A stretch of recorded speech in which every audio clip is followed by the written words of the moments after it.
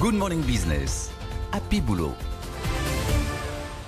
Avec une étude, avec des chiffres exclusifs que vous allez nous décrypter, Laure Closier, sur l'immobilier de bureau. Oui, parce qu'on parle d'évolution des comportements sur l'organisation du travail, on s'attend à des révolutions fondamentales, des changements, mais désormais on veut des preuves, des chiffres, des études.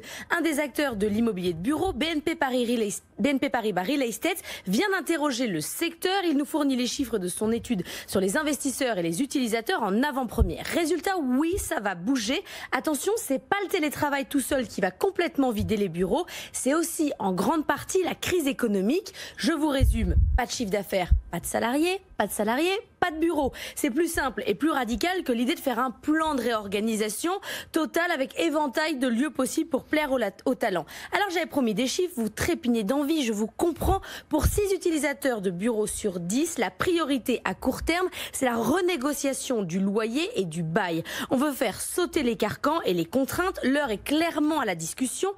4 utilisateurs sur 10 envisagent la résiliation de leur bail actuel. C'est énorme. Exactement, c'est énorme. Ça veut dire qu'il va y avoir un mouvement. Alors, c'est-à-dire qu'ils vont peut-être reprendre un bail, mais 36% vont réduire leur surface d'occupation. Une fois les renégociations terminées, plus de flex-office, plus de télétravail. 78% des répondants vont changer de politique sur le télétravail. 4% seulement considèrent qu'ils sont toujours pas matures. Alors les bureaux serviraient à quoi?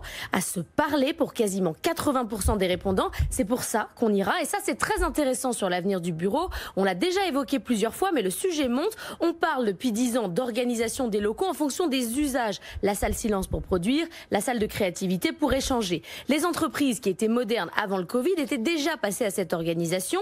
Le bureau fermé en verre, c'était uniquement pour ceux qui remplissent des tableaux Excel et qui ont besoin de calme. Désormais, les sièges des entreprises vont se transformer en cafétéria géante, des espaces pour se voir, se parler, recevoir. Le bureau calme, fermé, la salle silence, mais c'est chez vous en fait. La concentration est délocalisée dans votre salle à manger. On va au bureau pour créer, on reste à la maison pour produire et se concentrer. C'est ça le modèle de travail qui va émerger pour les cadres, évidemment. Ça va encore faire bosser les aménageurs d'espace. En tout cas, conclusion, le bail 3, 6, 9 classique, il a du plomb dans l'aile. C'est une véritable révolution qui est en marche dans l'immobilier de bureau avec cette crise et un accélérateur forcément de tendance qui était déjà un petit peu, qui était un peu sous-jacente. Merci beaucoup Laure.